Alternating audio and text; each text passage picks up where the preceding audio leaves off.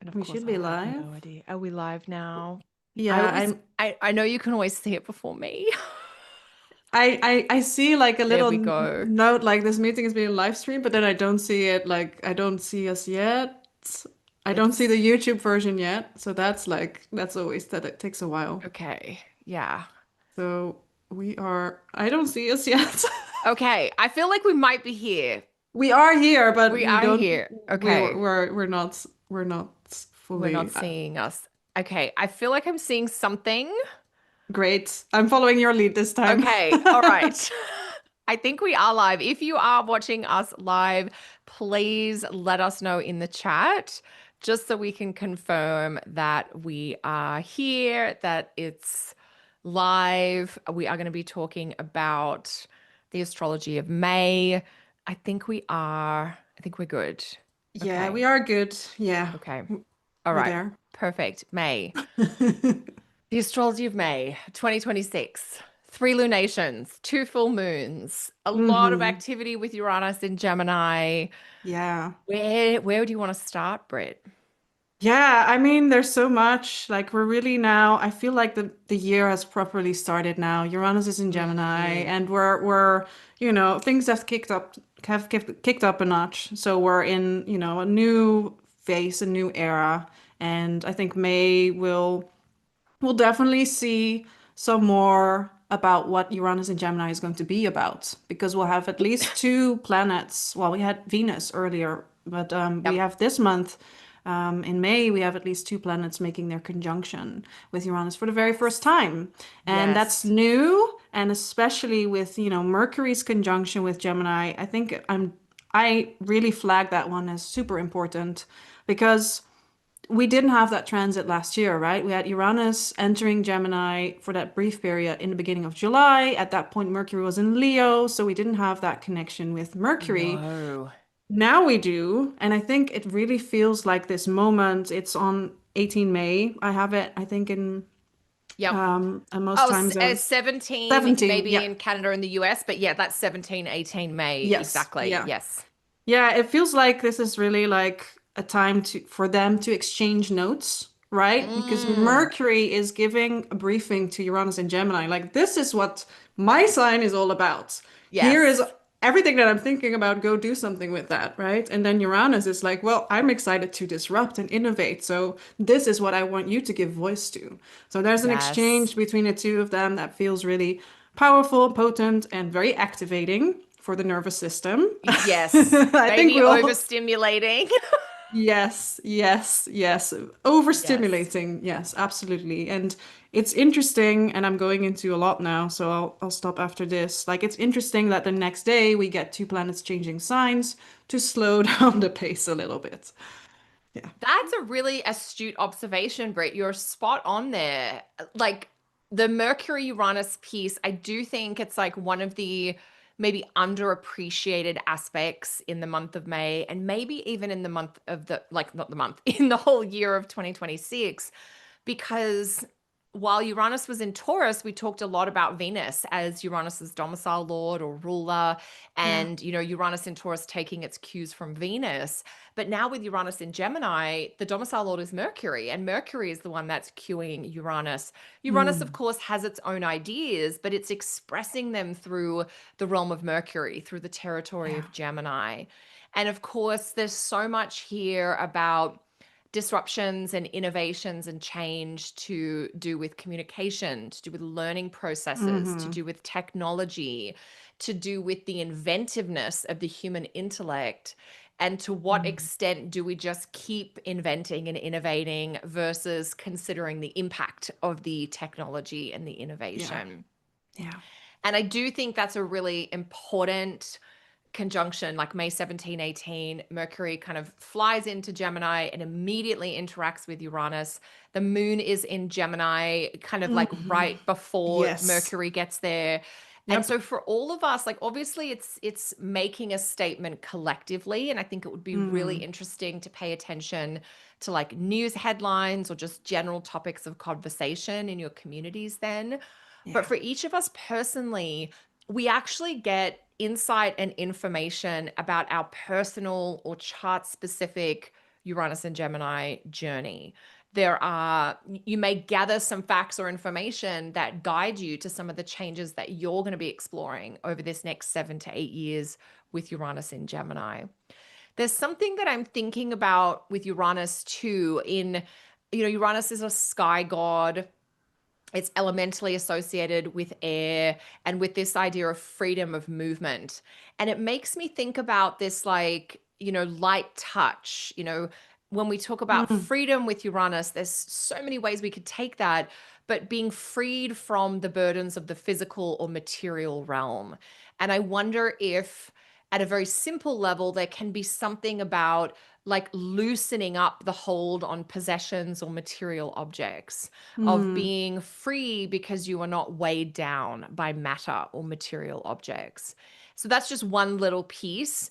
But I think the topics of the Gemini house in your chart for all of us, like your Gemini house, Britt, my Gemini house, this is where we're getting kind of like our updated operating instructions for the mm. next 7 to 8 years. Yeah, yeah, and I have a lot of thoughts because like one thing that I'm thinking of with the sign of of Gemini, because I've been doing Yeah. a lot of dancing, I've doing a lot of contact improvisation, and it really feels like that's fitting for Gemini because it's like you move from one dance into the other and you kind of Yes. improvise and when you feel like the dance is over, you move on to the next partner or you dance by yourself. It really is free flowing and it has that Gemini breezy I love quality to that. it. And one of Yes. the things that is really key in this type of dancing is listening.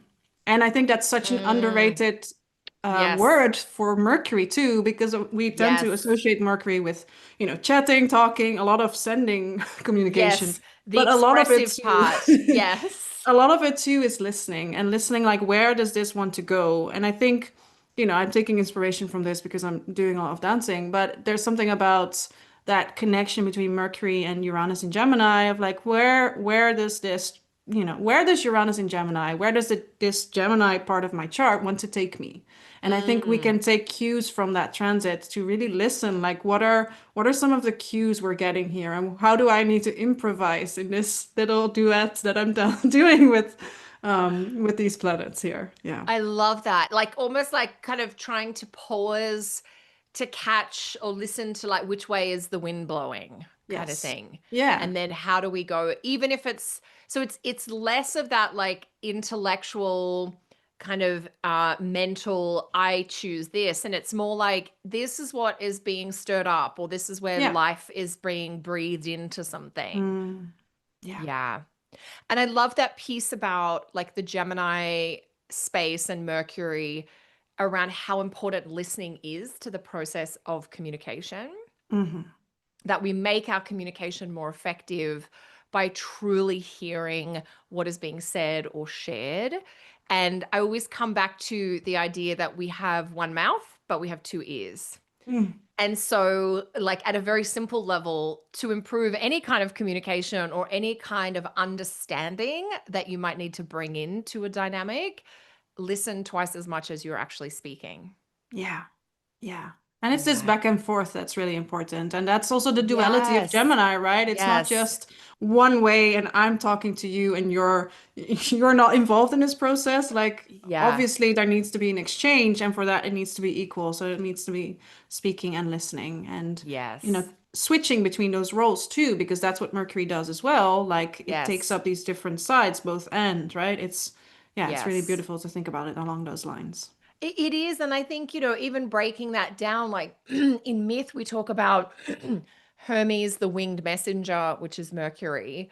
And Mercury Hermes isn't necessarily the originator of the message, but it is the transport unit that moves the message from, point A to point B, or place A to place B. And so sometimes we forget that the wisdom or the message or the insight or the information can emerge from within us.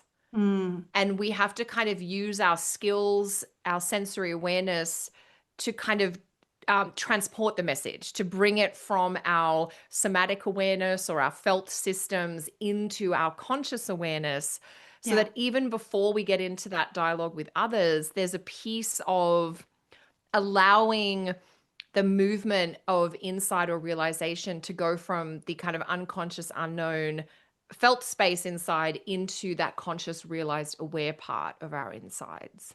Yeah. Yeah. It has to do with translation, right? There's like some Yes. translation that we're already doing. Yeah. Yes. Yeah. And that, because we often think of that going on between like you and I talking today, but also like what's going on inside you in Yep. regards to that. Yeah. Okay, this is so fun and so beautiful, and of course so bubbly and bright and bouncy, which is all like Mercury, Uranus. I love that breezy phrase that you're using, Britt. And if we stay just with that theme for a moment, later that same week we have the Sun come into Gemini and meet Yep. Uranus. And again, this is the first time because Uranus came into Gemini, I think it was like August of last year, and so we didn't have, was it August or I think late early July? July. Early July. Yeah. Let's have a little look. I want to say 6th July, but I could be wrong. You're right. No, totally spot on. Yeah, early July. Early July. And by that point, uh, most things other than like Venus was the only one left in Gemini at that point. Mm, So the mm. Mercury Sun, like Mercury, of course, being the ruler of Uranus there, and the Sun just being that central principle. There's something about getting to the core of this longer Uranus transit that we get a flash of. It's like we get like here's 5 slides in the long movie, like here's 5 seconds of the whole thing. What can you capture from that image or that vision or that picture that is going to help guide you? Yeah, yeah, really that spotlighting energy and also giving vitality to Uranus, right? I think Yes. Uranus does benefit from a conjunction with the sun in terms of like, okay, giving some oomph and some power to actually do something because, Yeah. it's a slow planet and it needs the amplification of other planets and Mercury is great, Sun is great. So I do, yeah, I look forward to seeing what that stirs up in our charts and Yes. in the world. And in the world. Yeah. The world, that's a lot. But in our charts, for sure. Yes. Yes. For sure. Yeah. Uranus in Gemini can be a bit crazy making for the world. That's for sure. Mm, mm. We need Yeah. more of that, right? Yeah. Oh More my crazy. gosh. Oh my gosh. Okay, so I know we kind of jumped straight to kind of the middle of May. Is there anything you want to say about the early part of the month? Well, Whether it's the full moon or new yeah. moon or yeah, anything in that zone. Well, we have the full moon tomorrow, and we have at the day of speaking, like it's tomorrow, 1 May, and then we Yeah. have another full moon at the end of the month. So we have like this is one of these months that has two full moons and then a new moon. So it really feels like starting starting with a peak, ending with a peak, Yes. and then the new moon in between. Yeah. Yeah, and then tomorrow's one, just to briefly speak on it, I think yeah, as far as full moons in Scorpio go, I like this one because it doesn't have Uranus in the Yes. mix, and because it has that beautiful trine with Jupiter. And it reminded me a little bit about the life cycle of an emotion, which is apparently Mm. 90 seconds. And that starts from like the trigger of like an emotion being stirred up to like the flooding of the system with chemicals and sensations to then the release. And after that, it's done. It's only rumination that restarts that cycle and re-triggers it. And I think, a moon in Scorpio, love them, bless them, but they're good at ruminating, let's be honest. Let's be real. So it feels like that trine with Jupiter feels like very supportive in the process of like digesting these Mm. emotions and moving through them quite quickly. So I just wanted to add that piece in because that's where my mind went when I saw this lunation. I thought, well, this is pretty good for like a full moon in Scorpio. I like this. Totally. I think it's yes, I mean I agree with you completely because what we have this year in 2026 with the full moon in Scorpio, which we haven't had for 12 years, is we have Jupiter making the trine, Yeah. which is beautiful. And Jupiter making the overcoming trine, from Cancer to Yeah. Scorpio. It's the most juicy, amped up, like it's the best trine that Scorpio can receive. The one from Cancer is more vibrant than the one from Pisces. And I do think this full moon presents initially like that more uncomfortable emotional processing or experience. And then it very quickly goes to like meaning making or solution Yes. finding or even like I was down the bottom of the well and now I can see the way forward, or now I have rediscovered hope. So I think that's a really important point for people to take. And I do get this sense this full moon has this sort of like undertone that is a bit hidden, but is definitely there about like releasing that leads to growth. Yes. Yes. Yeah. Yeah. Yeah, Like, I really love that. Yeah. yeah, whether it's like healing or figuring something out, and then we get going. Yeah. And that, and it's beautiful that you also point out, like, for the last 8 years, every time we've had a full moon in Scorpio, it's been opposite Uranus in Taurus, and we do not have this year, Yeah. which is Yeah, and just beautiful. very simply, like also releasing to make space, right, for something new. And I think Yes. Jupiter points to that, Yes. like abundance. Like this is Yes. possible when you release, when you Yes. compost. Like new growth Yes. is possible, new things can start. Like, please do Yeah, that. I do. And I really, Yeah. it's the composting that I think is such a great Scorpio expression. And like nobody likes to talk about that, but it is a critical, essential process in like Mm, agriculture or gardening. You know, if you're yeah. doing biodynamic gardening or farming or planting, this piece of like letting things lie fallow, letting them rest, letting them process, that idea of like the digesting down, that's critical to do before the next season of planting can Mm, happen. yeah. And we sometimes forget how biological we are as humans, Mm, and that we do need those composting, digesting, integrating. Like it, in this instance, I think with the Scorpio full moon, I don't want to bring in anything new just yet. I'm trying to integrate, digest, and hmm. like sort through what has already taken place. Yeah. And then I'll be ready for the next thing. Yeah, absolutely. Yeah. And then I did love that, like, the next day, Mercury goes into Taurus. Yep. And so we kind of, the first half of May, there is a real emphasis on like Taurus, the Mercury and the Sun there, and then that building up to the mid month new moon in Taurus. And Yep. there's just something about like the grounded, embodied piece of both Mercury and the Sun in Taurus. Again, first time in 8 years without Uranus there. It's Hmm. like this is really what Taurus is about. Like just being in your body, slowing down, a more measured pace or more tactile experiences. And Hmm. whether you get time, whether you have a garden that you can spend time in, or just nature, making food from scratch, home cooked meals, just very simple rituals of like caretaking or enjoyment making seem part of that. There's like I don't know, it makes me feel like grandmother vibes, and it feels very calming. But I don't know, Yeah. what are your thoughts on that? Yeah, I feel like this new moon looks pretty chill, and I think it has to do with the fact that Uranus is not there, and for Taurus, I feel like that's kind of a release. Like yes, these simple rituals and the the ease of just simple pleasures is more possible now with like less disruption. Obviously, of course, we need to mention this new moon is ruled by Venus in Gemini, who's not very chill.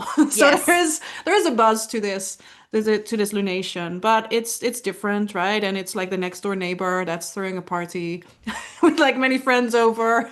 But totally. but the Yeah. new moon in Taurus is just chilling and probably making some, preserving some things in pots or something like that. So that's what I'm thinking of. I love it. I love it. And you're right. Like there is a lightness or a mobile quality that Venus in Gemini gives to the new moon in Taurus. So that new moon in Taurus coming in right around the middle of the month, the 16th. But it's not the kind of like the distorted, chaotic piece of Uranus. It's like a lift, but that, like you said, that social component. I think sometimes it is hard to language, but Venus in Gemini is not the same as like the new moon having Uranus there. Exactly, exactly. It's more, yeah, it's more social, more connective, I guess. And Uranus is not necessarily connective in and of itself. Mm-mm. No. So, Yeah, I think yeah. Venus has that kind of wet quality where she's like, there's a cohesion to her, Mm. which Uranus definitely doesn't have. No, no, no cohesion there. No, scattered, right, basically. Yep, yep. So this is nice, and it feels like a good reset for the Taurus part of our chart. Like now that Uranus is gone, like let's start new Mm. cycles that don't involve chaos. Taurus doesn't like that anyway, so now it's like, okay, what do we actually want to do here and accomplish here now that we have this messy guy out of the house? This crazy guy is out of here. Yeah. I think that's a really beautiful point. And then, this lunation, the new moon in Taurus, it's ruled by Venus. It has a sextile, sign-based sextile to Jupiter and Yep. Cancer.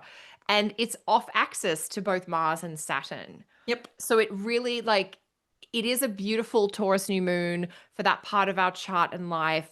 And even just as like a general reset, it's like remember that you can move forward without having to constantly consider every obstacle, problem, fear, or Mm, concern. yeah. Sometimes it's nice to take Mars and Saturn out of the mix and just go like to remind ourselves that our whole life is not Mars and Saturn. Yeah, that's beautiful and that's so great and such a helpful reminder. Yeah. Yeah. So I do think like sometimes where we focus, like not just you and I, Britt, but like astrologers in general, we're like, oh my God, this thing is really intense and that. And we forget to say, actually, there is an absence of that here. And that is something that we all need Yeah, periodically. absolutely. And we need more of that, more of those reminders. Like sometimes it's okay, you know? It's relatively okay. Just Yeah. take Yeah. that. We can just do the thing, have the moment. Like it's okay to seek that pleasure or that enjoyment, Mm, or it's okay to focus on a friend or something in your local neighborhood. mm, Um, it doesn't have to be extravagant or over the top or excessive. yeah. Yeah. Okay, so that's we've like I wanted to make sure we just touched on whatever we needed to in the first half of May. And then you're right. This is a kind of a unique month because we have that busy kind of third week of the month, and then we have another full moon before the Yeah. month is out.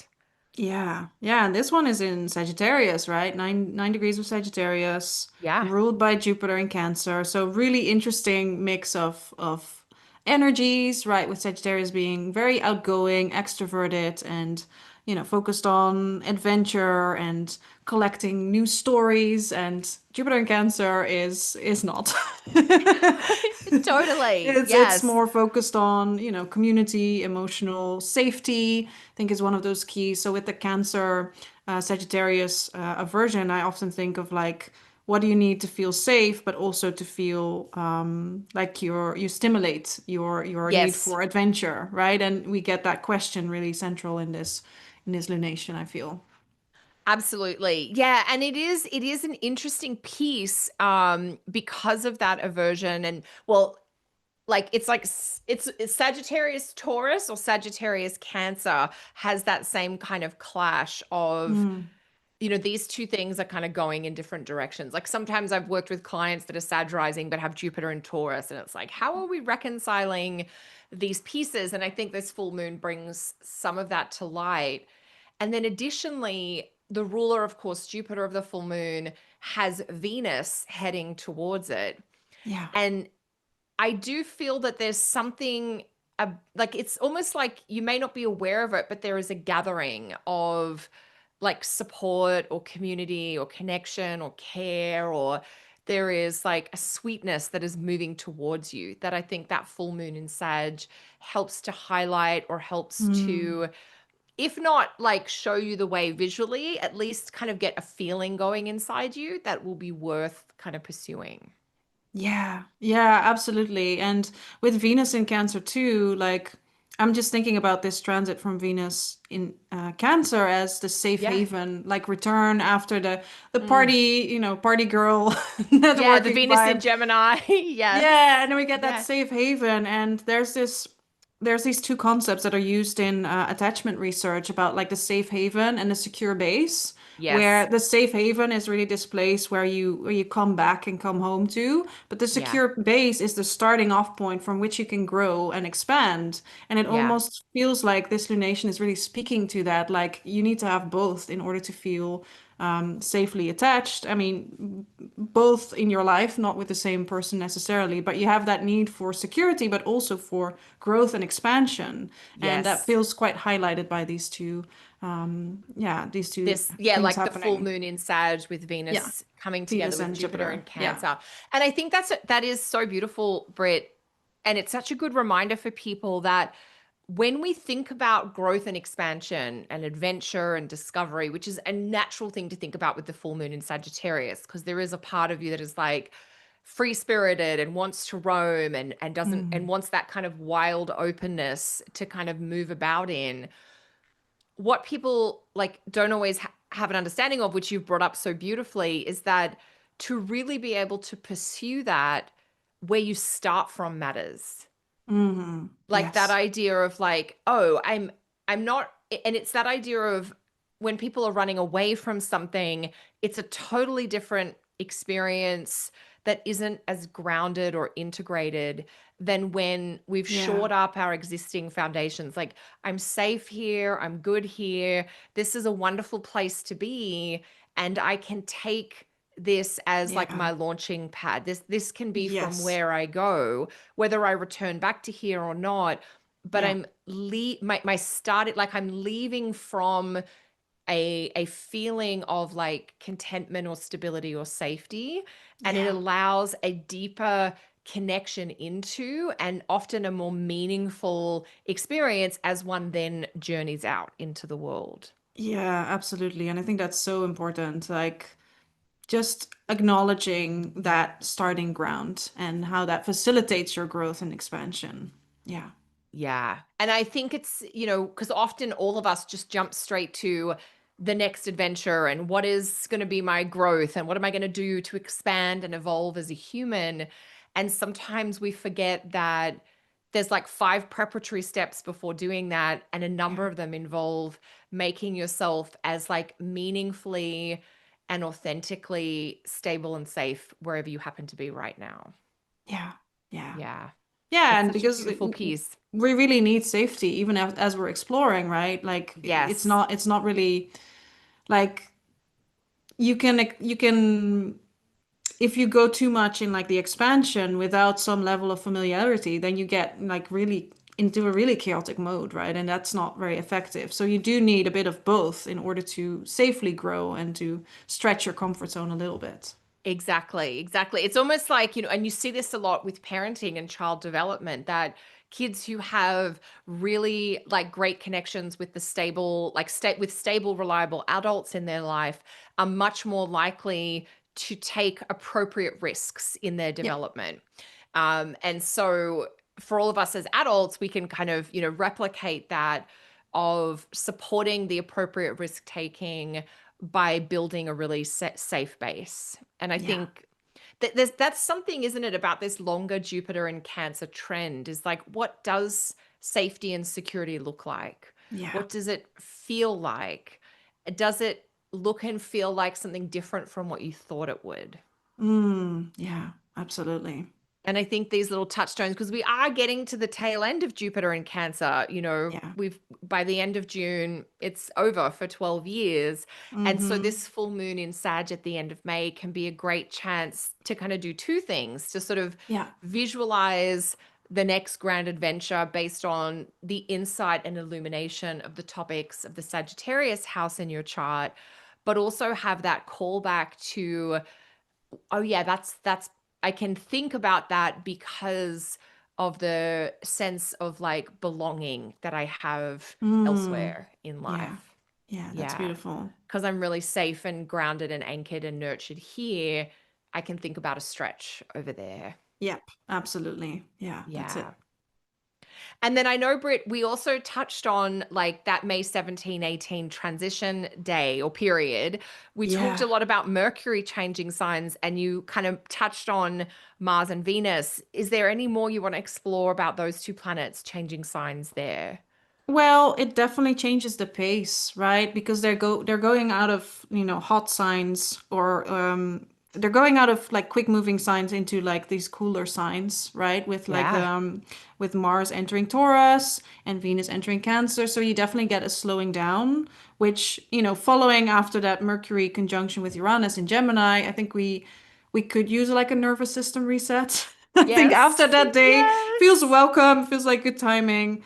Yeah, really kind of entering a more slower way of operating, which I think for Mars is more problematic. Obviously, the shift from Mars in Aries to Mars in Taurus means that it's not a Mars in domicile, but a Mars in detriment. Yep. So we can have some issues with motivation, being able to act like decisively, make quick decisions. It just Yes. it's not really, something that happens in Mars and Taurus. So overall, more of like a sluggish vibe, but it also, could, after that more hectic conjunction could be a bit of a reset and a slowing down and a Yeah. reassessing. So there's always like a silver lining to a transit like this. But yeah, with Mars in Taurus, like we may need some extra help to get going. Yes. Absolutely, because Mars in Taurus is less about like the challenge and the competition and the fire and the drive. It doesn't have that. It's more like, oh yeah, we said we'd have another piece of cake before we did anything kind of thing. Or Yes. I'm just not ready to do that thing yet. And you're right, like technically it's Mars in detriment, which we often think about like, the slowness of Mars or the inconsistency as Yeah. well. Yeah. And then I'm thinking about at the moment, Mars in Aries had to deal with Saturn there. And I Yes. wonder if there is a sense of like stepping away from like a boulder, an obstacle, some other sort of Mm. like effortful piece that feels good. Like like as much as Venus and Mars in Taurus has that technical in detriment piece, I just wonder if there is also this lightening of a weight that happens because Mars is Yeah. not with Saturn anymore. Yeah. Um and then the Mars, yeah, and then Venus into Cancer, I just think yum oh, that just seems beautiful. Yeah, no problems there. No, none Yeah. whatsoever. And I do feel like with so much fiery energy and so much dynamic energy, I do welcome a more cooler tone. Yes. I think Yeah. I think that helps us all to not go super crazy. And just as this reminder, like this is also a particular flavor of the universe and it speaks more slow and it helps us to unwind. So I think it's necessary and it can be welcome. Yeah. It's just not the best if you have like, if you have to run a marathon or something. Like I think Mars and Taurus is like the oops, I had too much pasta. Yeah, totally. I overslept. Yeah, yeah, yeah. I didn't get to the start line on time. But it is a Yeah. beautiful point, Britt, because you've sort of done that lovely analysis of yes, there's the technical pieces, but Mars into Taurus and Venus into Cancer, which happens on the same day, Yeah. May 18 or 19. It's 19 if you're in like Europe, Australia. It's 18 if you're in Canada and the US. And they are going like Taurus and Cancer are cooler signs, which are associated with that slower pace.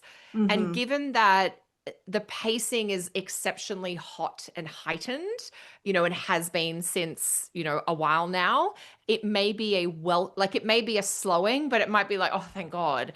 I mean, Mm, so many people I'm talking to is like, it's just very frantic right now. There's so much going on. Everything's mm, happening at once. And so I do look forward to that. And especially with Venus, she's coming into the sign of Jupiter. And so we do mm-hmm. have like a beautiful 4 week sort of soothing combination like that. Yeah. It's almost like a refreshing, cool beverage after a very hot, extreme, intense, or uncomfortable experience. Like you go Yep. out on some extremely hot and dry bushwalk and you run out of water, and then you finally get home and you can, pour yourself a cold drink. That's what Venus coming into Cancer feels like. So it's that sort of Mm. soothing, easing, replenishing piece. Yeah, and I also just briefly want to mention that this is the Yeah. opening sextile for the Venus and Mars after like the conjunction we had earlier this year. So in terms of like taking action with our desires, our pleasures, or maybe some creative projects, some artworks, that could be very helpful, because the planets are in a helpful connection with each other. And it's a cooler tone, a slower tone, but that's not necessarily a bad thing if we want to do some artistic work, for example. Yes. Yeah. If we want to be in our bodies or we want to be slow enough to be present with our loved ones, I think the Yeah. slower pace can be so beautiful. Yeah. Um, wow. Oh my gosh, Britt, we've done such a deep dive on May. Is there any final thoughts you want to share about this month as we're getting close to wrapping up? I mean, there's like it's not a nice way to end up this month, but there is an aspect that I think we do need to flag Mm-hmm. that's less pleasant at the end of the month, like the Mars-Pluto The Mars square. Pluto. Yep. Also, Yep. because Pluto is very slow at this point, Pluto has stationed retrograde by the end of the month. When that aspect is, I think the station is somewhere earlier this month. Pluto station around the 6th, I think, of Yes. May. And then, Yeah. yes, it's the 26th that Mars will be in Taurus squaring Pluto. Yeah, yeah. So that's like a day to flag in terms of like, okay, there's a lot of willful, intense energy with Mars square Pluto. Some kind of like a willingness to go deep and far in order Yeah. to get what one wants, and that can be Yes. great if you really want to get what you want.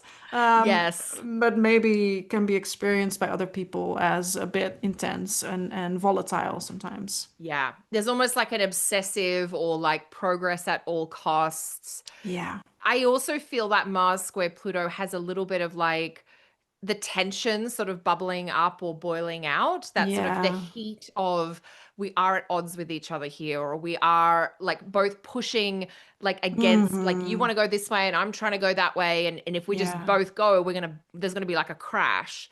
And Yeah. so it's like, how do we navigate differences in priorities and preferences, Hmm. differences in terms of timelines? Like, that piece when you're negotiating with someone and they're like, I'm really fixated on this clause. And you're like, but I'm really concerned about this clause. And it's like, how do we? So I think that's a really good day to flag as kind of like a day to be a little cautious and to be very Yeah. intentional about what you do or don't push for. Yeah, and being aware of like any power struggles or power differences, and they may be Yes. emphasized or highlighted. So a good day to check like what helps me feel empowered and am I overpowering to other people? Like just reflecting on how you Yes. navigate your connections with others, because you can be on any end of like that spectrum, but it's good to be aware of where you fall and how you want to feel about that. Absolutely. Yeah. Are you the person that's being pushing, controlling, and Mm. domineering? Or are you on the receiving end of somebody else who's just kind of gone on a tear? Yeah. And yeah, that you could be in either scenario in different settings. Yep. Yeah. Great one to flag, Britt. And then we roll through that with the full moon at the like it is so interesting to have a full moon literally on the last day of the month. So it's like Yeah. kind of going out with a bang, but with a little bit of like revisioning and a little bit of like resetting at that nurture connection safety level with that full moon in Sag. Yeah. Yeah. Oh, And it's so always a fun beautiful, Britt. one, the moon in Sag. I love a full moon in Sag, Yes. so like it's Yes. it's different than a full moon in Scorpio. Like Oh my it's gosh. it's Yes. it's light and it's expansive. So It's so much more yeah, mobile, isn't it? Like yeah, there's more movement for yeah, sure. So like stillness at the start of May with the full moon in Scorpio, stillness and depth, and then like movement and maybe pushing and stretching with that full moon in Sag at yeah. the end. Thank you so much, Britt, for joining me today and for all your wonderful insights and shares. How can people find out more about you, your work, or like where are you on the internet that they can connect with you directly? I am on the internet at somaticastrology.co. I offer birth chart consultations, coaching containers, and I am experimenting with a mentorship, which is part like somatic education, part astrology mentorship, and part birth chart consultation. I can give you the link. It's somaticastrology.co/slash mentorship. So this is something Perfect. where I'm doing like the reverse Chaldean order. So every, 8 sessions. Every session is a planet and then a wrap-up session at the end. I'm experimenting with this and I have like a few clients that are trying this out and it's so much fun. I really love this. And I also have a Substack. So I write and it's called planetarybeing.substack.com. I think I know Perfect. I know the URL You've now. memorized it now. And we'll put all those links in the show notes below too, so you Sounds good. can catch Britt out in the internet doing her wonderful work in the world. Of course, you can find out more about me over at kellysastrology.com. I am live teaching a new class in May on going further with perfections. So if you already have a basic understanding of the timing technique of perfections and you would like to go further, I hope to see you in class then. That's it from us for now. We'll be back again later in May with more astrology insights for June. Until then, everyone, we wish you all the best. Take care and maybe enjoy the slowdown once we get to mid month. Yes. Yeah. Thanks again, Britt.